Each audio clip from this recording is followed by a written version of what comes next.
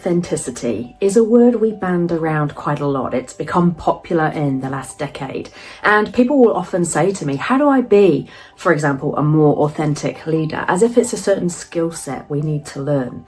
And authenticity looks different for everybody. Me being authentic looks different to you being authentic, and that's the point. When we're authentic, we are true to who we are. So that's the first question. Who are you? What matters? What makes you tick? What are your values? And then, are you acting in alignment and accordance with that? That is authenticity. And what makes this so magic is you see and feel and know when someone is standing in their authentic selves, is showing up as who they are. There's something very congruent, genuine. There's almost like a magic that you get from this person when they're standing in everything that makes them them. And that's the magic of authenticity. This is why we talk about it so much in the leadership space, because if you're authentic, people trust you. They want to follow you. They'll go the extra mile for you. And when we're inauthentic, of course, that has the opposite effect. And yet often we'll be asked the question, well, okay, so if I'm my authentic self all the time, is that always appropriate? Because surely if I'm bringing my authentic self to work, sometimes there's times that's not appropriate.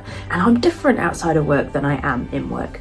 And my answer to that question is always, but are you? Because at the heart of it, these values and these strengths and everything that makes us who we are, that doesn't change.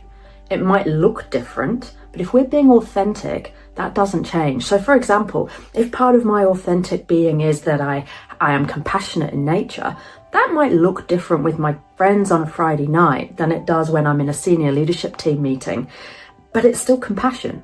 And I believe that when we talk about our authentic selves, it isn't just one thing. We have many faces of our authentic selves. We have our authentic self that is us at work as a leader. We have our authentic self that is us at home with our friends and our family.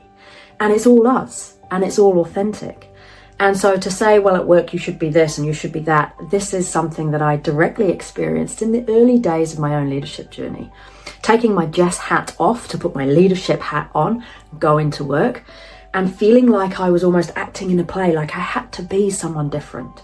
It's exhausting, it's ineffective, and it's a disservice to everyone around us, because we are better when we are or our authentic selves, and we're bringing everything, all the skills, the magic, everything that makes us tick into that space. And so my advice on authenticity is know who you are, be congruent with that, align to that. And yes, it might look different in different situations, but as long as it's all you, then it's authentic. And there's a magic in that.